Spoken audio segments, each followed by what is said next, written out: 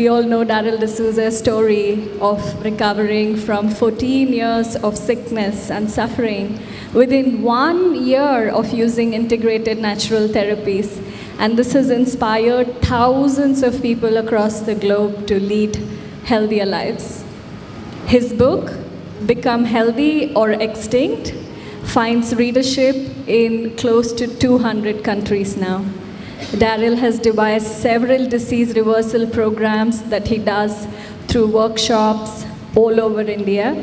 He has launched many platforms for doctors, healers, therapists to all come together and work together. And he has also curated and convened 4 mind, body, and spirit healing conferences. Darryl is also an organic farmer, an environmentalist, a TEDx speaker, an ambassador for VeganNation, founder of Earth Keepers Connect, co-founder of Manipadma Foundation, and latest hat to all the many different hats he wears is he's also the convener of why we are all here today, the New Earth Summit. And he's also a speaker at the World Parliaments on Spirituality. So let's all welcome Darryl on stage with a big applause.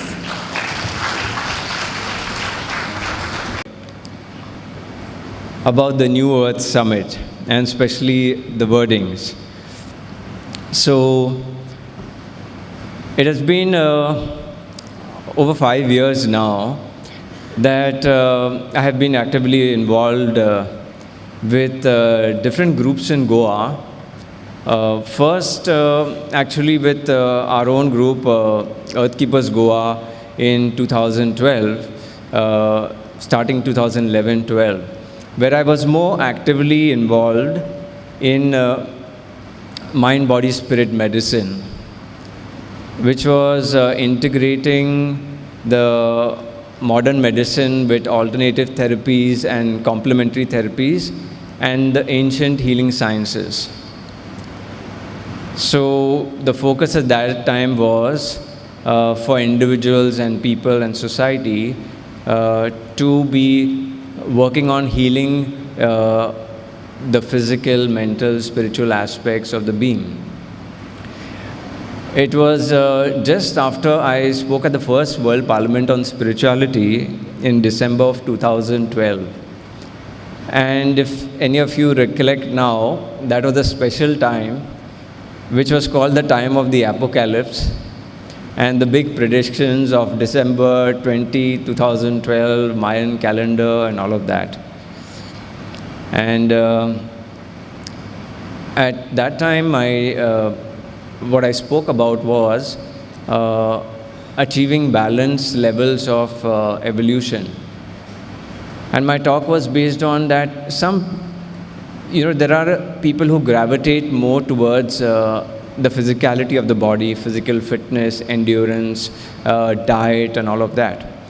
And there are some people who move and concentrate more on the mental aspect, whether it is using techniques like NLP, hypnotherapy, self-empowerment, and self-belief.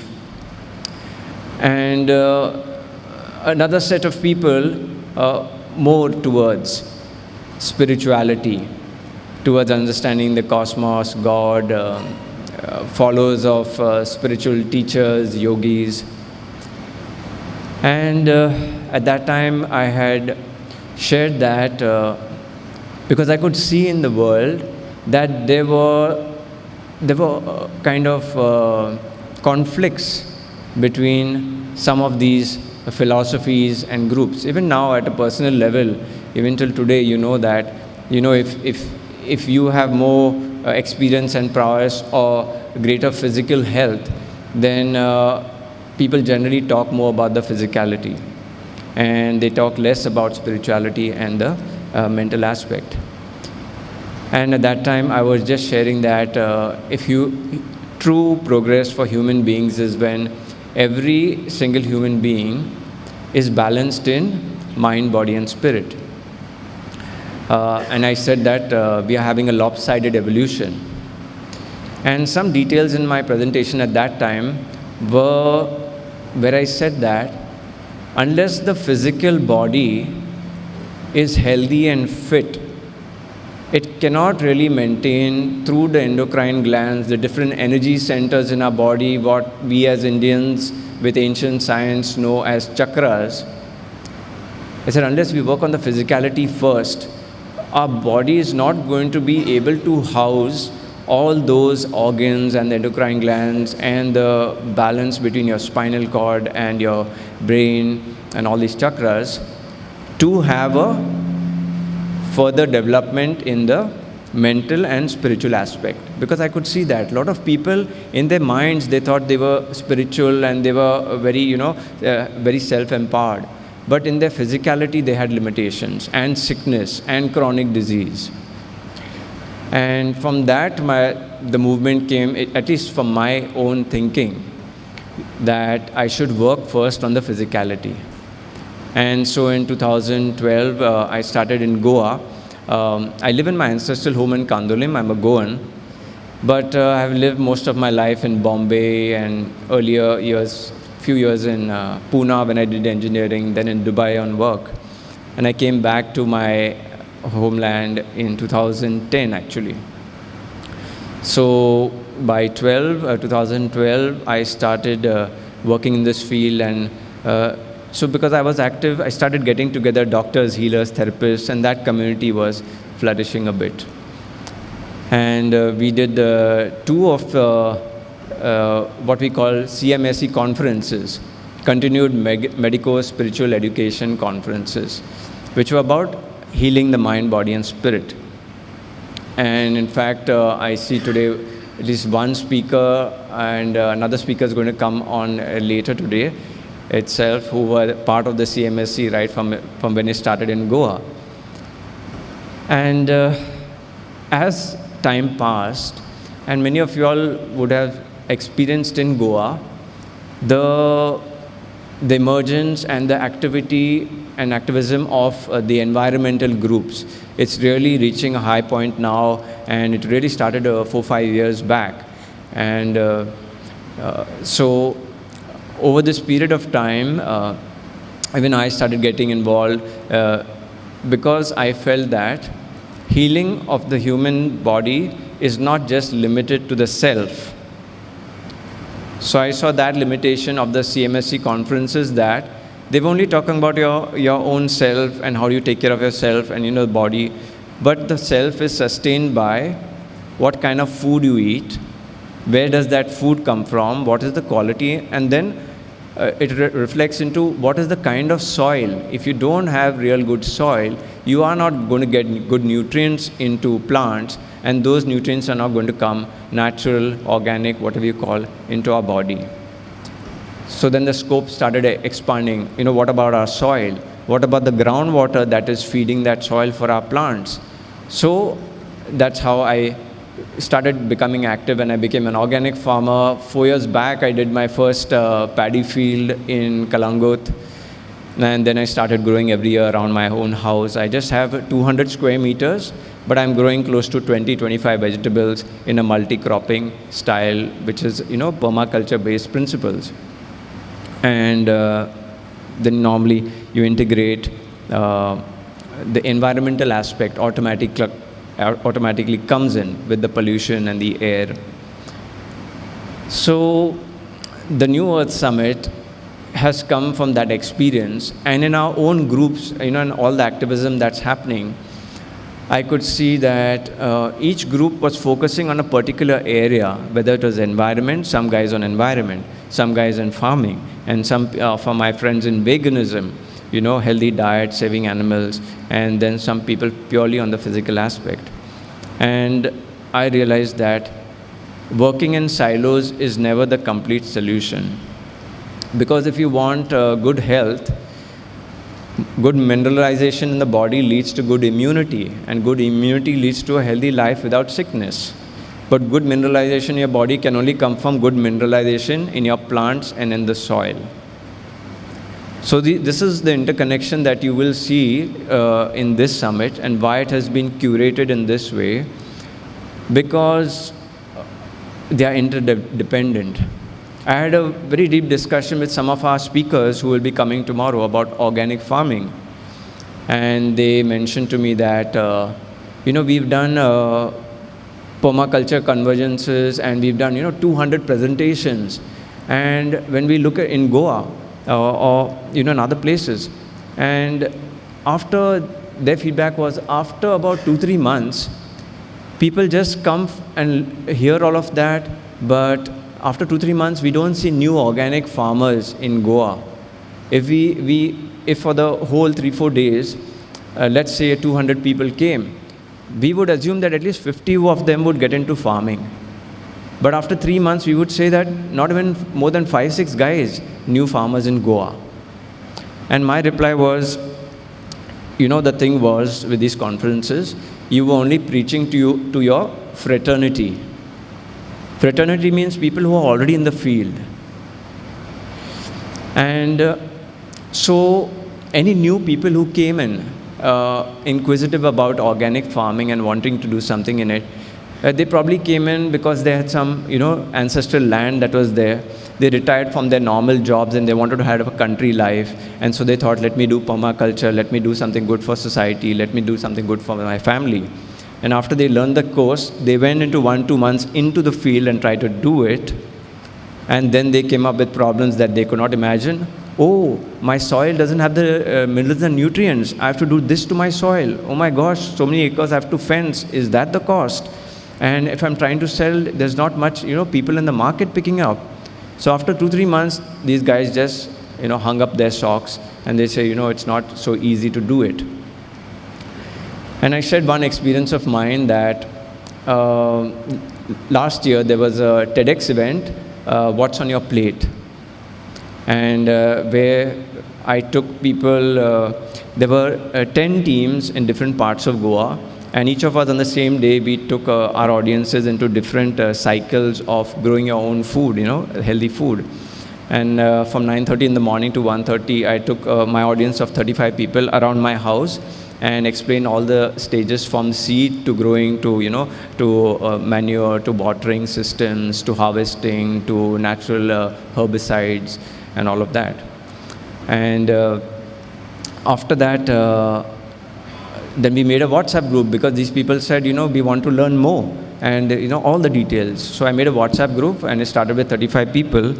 Then I asked the TEDx guys, I said, there have been some friends of mine who are seeing my organic farming pictures on Facebook, and they always ask me, like, can you teach us, can you tell us? So I asked TEDx guys, is it okay if I open up the group on my Facebook and WhatsApp and invite all those people who wanted to learn from me? Because my plan is, I'm going to do on WhatsApp with 2-3 of my organic farmer friends, all of these techniques, one topic every day teaching for 30 days. And they said, oh, that's a good plan. And so I opened it up, and within 3 days, that group was filled with 256 people. Okay, and for the next 15-20 days, another 100 people were trying to get in that group.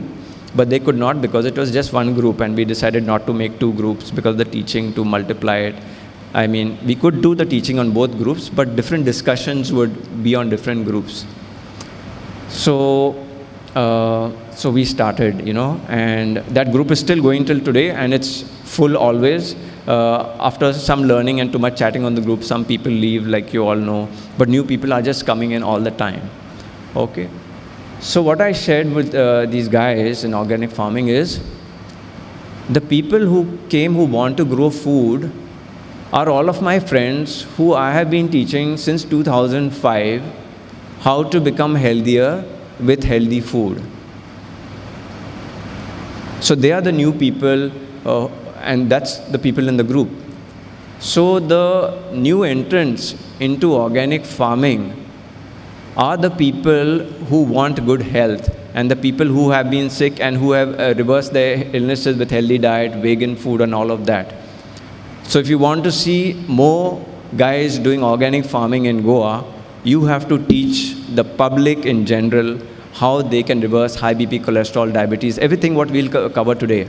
Okay, how they're going to reverse these with one of the main aspects as natural organic food.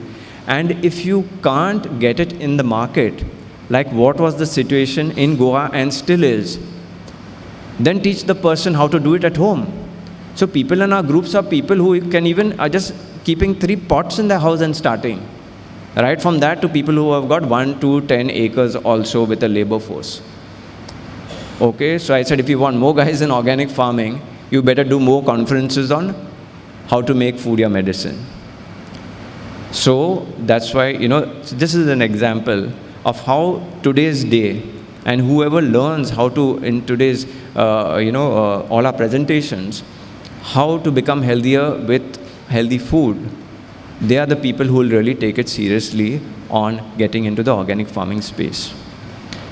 And the design of this summit is not just to reach out to people who are here today, and that's why every minute of this conference is being recorded by 2 video cameras, because this is what we want to share in the public domain after this summit. We want this message and these ideas and these solutions that each speaker is bringing to the dais today, which are solutions that they have implemented and they work.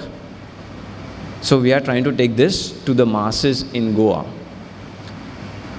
A reason why we have lesser attendance also because this is something very new for people in Goa. Most people are just dropping to see what is this about, what is this word, New Earth Summit. So New Earth is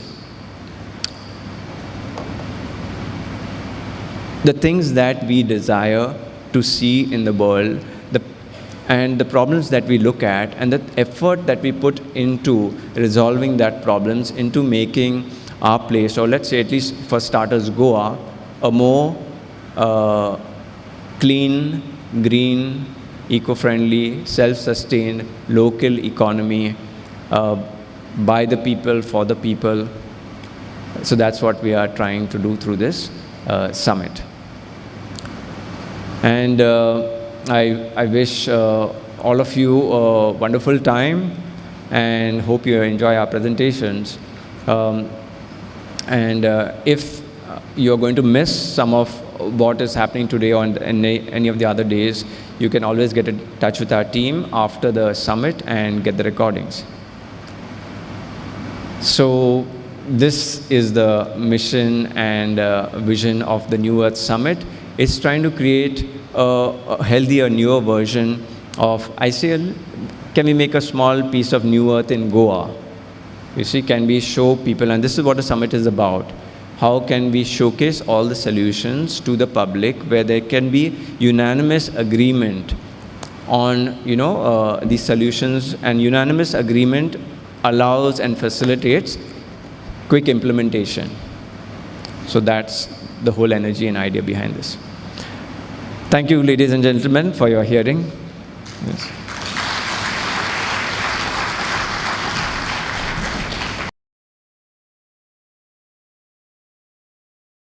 Good morning, everyone. Welcome to day 2 of the New Earth Summit. And on today's theme, some of the impetus or info was presented yesterday about food, what is happening to food in the world today, and especially at Jay Sutaria's presentation where he mentioned about at which point in time, right, that organic became something that was man-made and not something from God. And the very root, right from that time, we have deviated all over this planet in the basic understanding of what is natural food. And it turns out that human beings are the only species on the planet who are making food from all the notions that they have in their mind of what food should be like. Whereas all the other species on the planet do not have to make food. When they're hungry, they just find food as God has placed it in various places for them, and they eat food. So in this process of making food, yesterday we presented some of the very big mistakes that human beings have made with making food, and today we'll get a little more detailed into how that food has come into our food supply chain. And with all the publicity that is being given, how people are being misled into eating and even growing things that they intend to consume and nourish themselves, but they find that when they do that, it's turning out in other ways with a lot of chronic illnesses and the rise of cancer in the world. So it was very insightful yesterday what Jay Sutaria presented about how cancer is being caused by food. So now, if most of the places that you are sourcing your food from is contaminated in some way or the other, and you find that in your localities or state that you cannot find natural food, because as you know, there have been so many farmer suicide cases over so many years in Goa in the lakhs, and them being entangled with all of this borrowing from the banks, paying high prices for seeds that have been manufactured and engineered for higher yield, bigger size. And those same food causing contamination, poison, and disease in the human body. And those seeds, when they get their crop, they are not able to get that crop's output and make their own seeds and continue for the next season. They have to go back to the people who engineered those seeds and buy new seeds from them. So this whole cycle has put farmers in a debt, and that has caused so many suicides. So today we are going to explore how this happened and what is the solution. I will be speaking on what are the 10 foods that are for good health and what are the 10 bad foods. But in my presentation, I'll start with what are the bad foods, because that is more important, that we stop killing ourselves with concocted, manufactured, genetically engineered, manipulated, ashuddha, like what Jay said, food in our body. So today, day 2 of the summit, especially on our food, contamination of our food supply chain and natural farming, is so important for all those people, even of yesterday, day 1, the people who wanted better health. So there's a connection there, and even today's talks are going to be very deeply connected with tomorrow's theme of environment. Because if you want a good soil, you have to look at the environment and what's around that place in the land, what is contaminating your groundwater. Then you have to look at what is also happening to the soil, what is happening to the air. And when we look at all of these things in an integration, that's the only time that we'll get holistic solutions.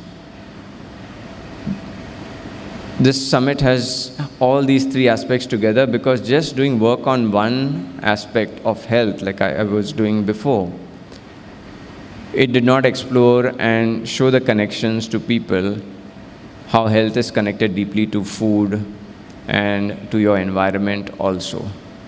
People who work just in health have some philosophical or, very simple understanding of these other aspects, and they just talk about it. But because it's not serious, they do not participate in it.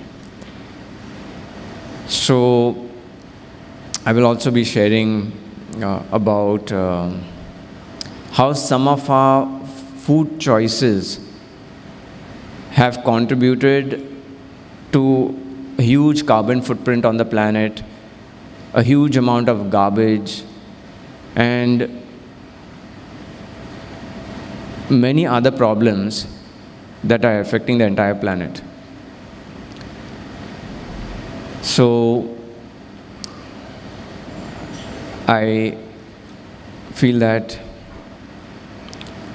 everybody should take a keen interest in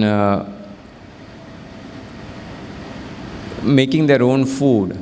Even if it's just 1-2 pots in your house. That's how we have, a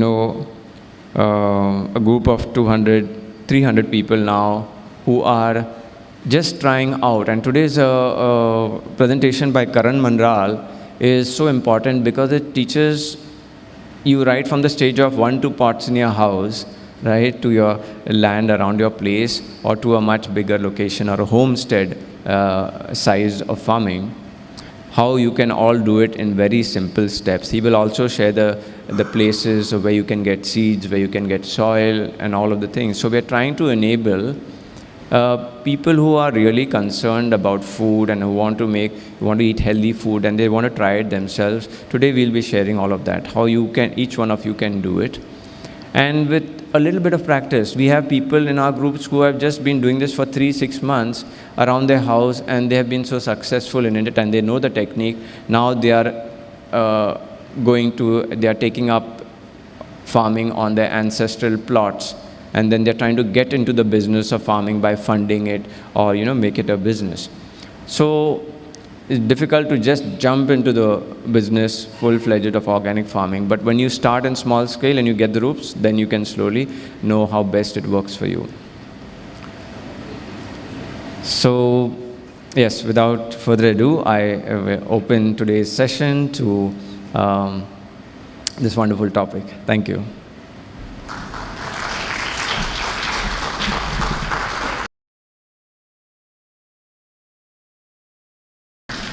Thank you, everyone. Good morning. And it's, day 3 of the New Earth Summit, and the day where we are showcasing, and especially those people who have attended day 1 and day 2 also, they will understand the connectivity and what the whole picture that we're trying to give you today, which is how the future of Goa could look like as a self-sustained, eco-friendly, local economy, mainly run by people for people. Because it turns out that the new innovations are coming through experts who have been working in small ways and bringing out innovative solutions. First, implementing it themselves, and then coming on this platform to showcase what they have done, to showcase their success and projects, because they come with solutions that are integrated, which work on the entire ecosystem. And that's how we have chosen these speakers, because all of their solutions are organic and natural, and they integrate with the entire ecosystem. The name of this summit, the New Earth Summit, is about the new kind of earth we are all endeavoring to create, which mainly comes from what has been done in the past with good intentions of providing solutions, creating services, creating products, and over the last 100 years, blending that with making money and prosperity, so many services and products have come out in society, and they have run their course over 10, 15 years, and unfortunately, some of them are manifesting some of the biggest hazards in the public domain what we are experiencing on health, food, and environment.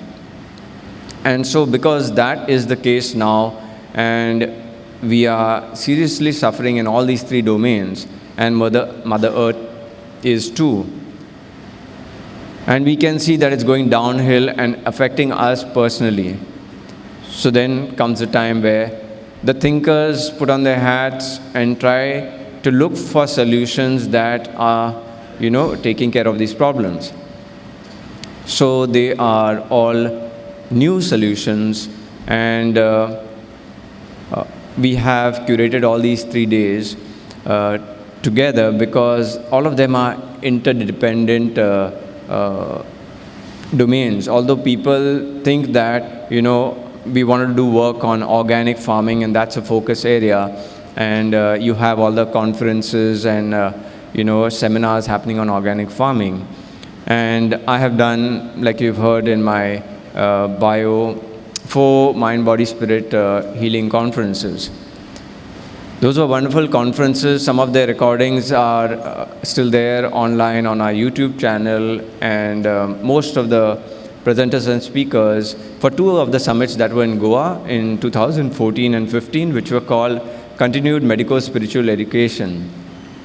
Some of the speakers were here yesterday, and especially on the Day of Health.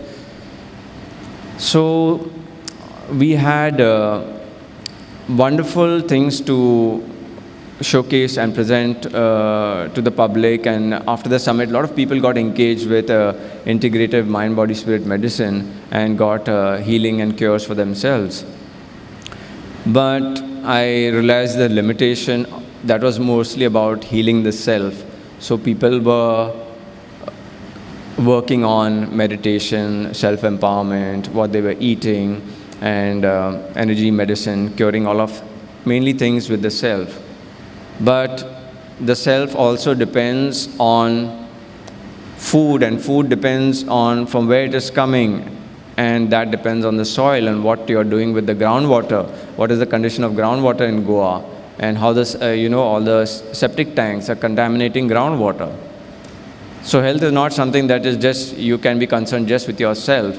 It is connected with your land and the water, and what's the models of construction and buildings and all of those things that we do. So many people now are literally running away from cities like Delhi, Pune, Bombay, and taking vacation homes here. And the dialogue of, this is a permanent shift, I'm coming to Goa for good. That's happening, and so many people have bought properties over here. And so, of course, the builders also are very happy that, the business is going up. But unfortunately, some of them are making the huge building projects, and with that kind of construction, you're just going to see another Bombay and Pune happening here in Goa within the next 10 years. So one of the reasons this summit is taking those topics, and a topic today by Hyacinth Pinto and Darryl D'Souza about natural home buildings, building natural homes. So we are presenting all those things that we think is going to keep Goa more environment friendly, a healthier place to live. And today I will also be talking about wellness tourism.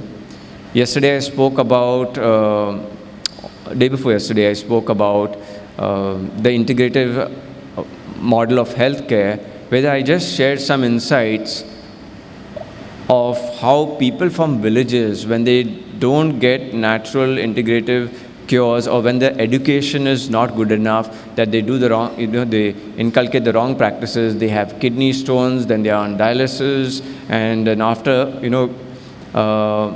you get dialysis machines over here, but then if you have a kidney transplant, then you land in Bombay or some big city. So just for wellness, because the services are not here in Goa, people eventually go to the metro cities, and those cities are already crowded with so much of people, traffic, pollution, and all of that. Such an environment, that's a sickening environment by itself, which is the place from where all of the people want to migrate and come here. So what is here even though we have current problems, what is here we have to preserve. And we have to put out those solutions that are organic and natural and keep the environment healthy. Even if it's builders, yes, we should show them the alternative businesses of homes and green homes and all of that. Nobody's trying to take away anybody's business. So this summit is about the new businesses that can happen. And later today, post-lunch, we are presenting about 8 to 9 new livelihoods that can happen in Goa. Because an issue that, from some people's side, from the environmentalist perspective, we were very happy when, the mining was closed because of the environmental concerns. But then, of course, so many jobs were lost. And they say now, they want to open up the mines again because they think that these people should not lose their livelihood.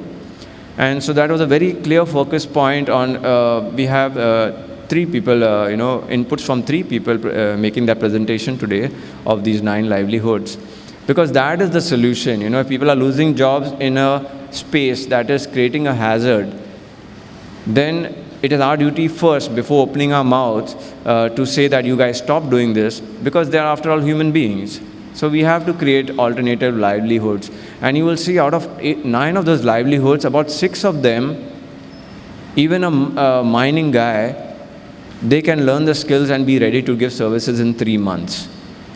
So that is how simple. And I'm sure any of the mining laborers would love to not go back to the mines and breathe all that smoke and have all those medicines and treatments and get such low wages and low respect. Instead, they would love to be a foot reflexologist or, a body worker or somebody who does organic farming, right? So a lot of these current problems that you are seeing in Goa, this summit has come out of this. Because I've been in groups and working with all of these people since the last 5 years in Goa that I've been active here. And I could see that everybody is working in a silo. They think that the problem is in their domain and they must solve it in their domain. But that practically, actually, that doesn't happen. And I spoke yesterday where I said that if you want more people to get into growing food and doing natural farming, you have to do more conferences on health and food. You see, that's how dependent it is. And so in today, as speakers speak, you will see the interconnections between environment and the land and food and health as well. So that has been the purpose of curating the summit in this way. And I have not heard of a summit like this happening in India as yet. And we are endeavoring to, bring you the best speakers and solutions. Hopefully some of the speakers, after their talk of half an hour, 45 minutes, they will give you details of when they can have deeper interactions with you for the implementation aspects of their solutions. I am doing the acupressure workshop, the topic that I spoke about, acupressure for diagnosis and healing. That's a simple discipline that people can learn in 1 day. Okay. So, and then just with that's how I did it in 2004. Learned in 1 day, and in 1 week I was an expert at doing what I could. But then, of course, I studied 4-5 systems over the next 3-4 years. So, yes, so let's get into it, and I wish you all a good time and good learning. And when we do have our lunch break, it's time to, we have stalls here on the left-hand side, so do visit them. Later today, after all of the talks get over, we have an open dinner invite at 7 o'clock for any of you who would like to meet with us, with the team, with any of the speakers who are still there with us. Okay, so thank you for coming, and God bless. Thank you very much, Darryl. It's always insightful to listen to the valuable information that Darryl has to share with us. Not only because he's the convener of this New Earth Summit, but because he's such a resourceful person. So ladies and gentlemen, can I kindly ask you to give a round of applause again, please, for Mr. Darryl D'Souza.